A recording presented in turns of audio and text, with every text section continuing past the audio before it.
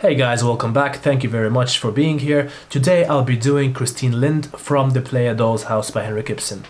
Who is she? She is an old school friend of Nora's, seeking work at Helmer's bank because she needs to start supporting a lot of people, and you'll see what I'm trying to say. She was once in love with Krogstad, but left him for a rich man who could support her family. Now she's a penniless widow, and she offers to share her life with Krogstad, back to the person that she left. She believes that Nora must tell Helmer the truth, and forces the situation by refusing to let Krogstad destroy the evidence of Nora's forgery. So, I don't know how you want to see her, as a victim, or as a villain, or a hero, heroine, or whatever it is, but I know that she is a minor character, yet can be used so much in terms of proving a very good point in your comparative course, for instance. Now, her first appearance in terms of that, and is shown how she is to be a very quiet and polite woman who is qualified to work in a bank. She is clearly meant to be played as a contrast to the healthy and athletic Nora. It's like she represents the societal expectations of how she marries a rich man for support and leaves the person she loves. It's like that's all that she cares about. Her life has left its mark, and Nora finds her pale, thin, and not at once recognizable as her old school friend. That's how they know each other.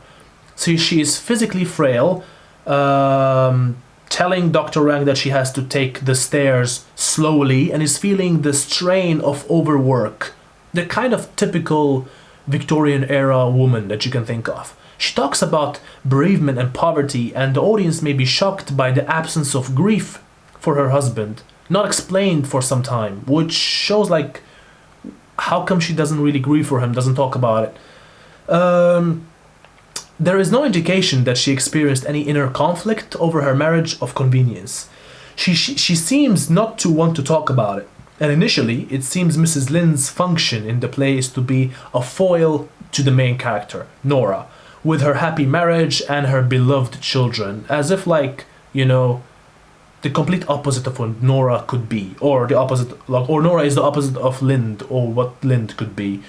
Her air of tired experience makes Nora seem empty-headed, although Nora would be a far livelier and more entertaining companion. And I'm talking about the fact that Nora has no idea about how things work outside, yet this person, Linde, knows, because she has struggled her way up to get money, you know, leaving someone for someone else. However, Nora always had it, from her father to now her husband, who got a raise and a new position in the bank and all that. Now, if Mrs. Linde is patronizing when she makes remarks such as when she says, "Those bits of fancy work of yours," she perhaps has a right to be. She has worked at many jobs, from teaching to shopkeeping, and when compared to what Nora has done nothing. If the actress chooses, she may show some envy. Now, anyone in Mrs. Linde's position might covet children and generous spending money, even if Nora has had to sacrifice her pocket money at the moment. Helmer clearly finds her worthy, but dull. She seems content for this to be the case. She is grateful for the job he offers, and perhaps realizes that a more overly capable woman would unnerve him. So she also is good at reading people, what Nora isn't at the beginning of the play. But Nora is a good manipulator, if you know what I'm saying. As she questions Nora about the loan, her curiosity seems to be simply that of a concerned friend. Is it the case though? We don't know. She is essentially fulfilling the function of a confidante in allowing vital information to emerge, in terms of like, you know, two things. Allowing Nora to talk about her crime, plus not allowing Krogstad to back off, you know, of his plans, or convincing him not to back off. However, her kindness is apparent in her concern for the morally sick in Act 1, in her debate with Dr. Rank. We could argue good stuff about this.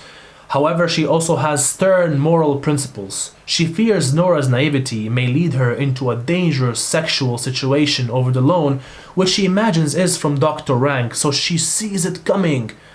She is angry with Rank, more educated and worldly wise for taking advantage of Nora. She is able to play Nora the way she wants because of the experience she has, and that's why we always say experience matters more than education. However, do not listen to that advice because without education you can't get any experience.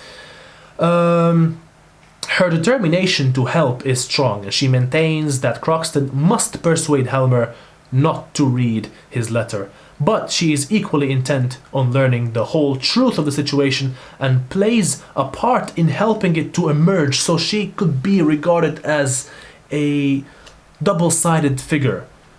Mrs. Linde is not the passive victim she appears in Act 1, and this is I'm talking about the truth at all costs. She owns her experience and the self it has made her. It is this, perhaps, that makes her so determined that there should be full understanding between Nora and Helmer. She may want to shake them both out of an unhealthy dependency, Nora on her ability to perform tricks and Helmer on the myth of Nora's helplessness, of how she is just helpless. The actress has a choice in where to locate her motivation for telling Croxton to leave his letter in a box. Now, in envy, in excessive optimism, or in genuine benevolence, we don't know, we can't tell, but it depends on you and how you want to argue the essay you're writing. Invariably, she will demonstrate that the deceptively dull Mrs. Linde is the play's truth teller, just as Nora is the bringer of light. So if we were to talk about them in this sense. Now, plays of the 19th century rely heavily on secrets. This is very important in terms of A Doll's House. It would be helpful to make notes on the characters of Mrs. Linde, Croxton and Dr. Rank about the things they know about Nora that Helmer does not, because the more you know about what people know about Helmer's wife and what he doesn't, makes the relationship between them very much interesting to know about, Nora and Helmer. Helmer and Torvald Helmer. Now, you have to note the subversive side to the quiet Mrs. Linde. Now, she may be tired. She may resent having to ask people like Helmer for work as if it was for favor. But she has a true passion for work. Now, it has been her only joy, just like mentioned in Act 3, page 82. This gives her an independence and modernity that make her highly unusual. She is an image of the new woman, alright? Now, Helmer, who hates the sight of a woman doing something useful like knitting, cannot imagine this kind of female, so she would have never been Helmer's wife. Mrs. Linde is the first person to understand Nora's pleasure in being almost like a man, so we can say that Christine Linde is very much understanding of Nora when she works, even though the society doesn't really accept women working, or I wouldn't say accept, but would say like, despises it. Mrs. Linde is the first person to understand that from Nora. Now, perhaps this develops Nora's independence and gives her the courage to take the course of action she does. So maybe Linde is the reason that Nora, gets to her senses and realizes, wait a second, why am I listening to this person called Torvald, so-called my husband? I don't think I'm in love with him. I should do what I think I should do, and I shouldn't be listening to anyone else. So maybe Linde is the spark of all this when she shares her life and experience with Nora. We also learned in the last act that Mrs. Linde has gone further than Nora on the road to self-determination. She has chosen the partner of her future life in Croxton. She has been brave enough to travel, especially to find him. She does not wait for him to find the courage to renew the relationship, but proposes herself that they join hands in Act 3. She has no illusions about him, but she is also certain of her own ability to see the best in him and help him change his life, which is very contradicting to how she left him for a guy with more money. She wants to be a mother and she will mother his children, and Mrs. Linde, in short, has made herself an individual who makes choices in very much contradicting way than Nora does at the beginning or midst of the play. She has, as she bitterly explains, used that ability before when she first rejected Croxton for a richer man to help her mother and brothers. So the person that she loved, she forgot about him for the sake of a richer man to help someone else, her bedridden mother and brothers who are younger than her. She cannot say for certain whether it was the right choice, and she admits, I've often asked myself that.